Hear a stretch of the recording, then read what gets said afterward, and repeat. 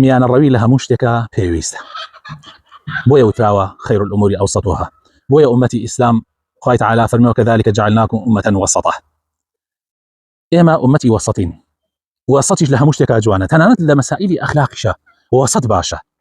ئەم دی و ئەو دیوکردن زیان ئەدات زۆر جار. ئێستا بۆ نمونە ئەگەر لە بەخشیندەییە، ئەگەر تۆ زیادەڕەوی بکەی لە بەخشیندەییە، لەوانەیە خەڵکانەکە ئستیغلالت بکەن. ئەگەر زیادەڕەوی بکەی لە لێبوردەییە، لەوانەیە خەڵکانێک هەبن مافەکانت پێشێلکن، گوێ نادەن نەحەق، ئەڵێن ئەو هەر دوای لێمان خۆشە بێ، گردنمان هەر ئازاکە. زیادەڕەویکردن لە دڵپاکیە وات فێکات دایمەن فێری خۆشکاندنەوە ببی.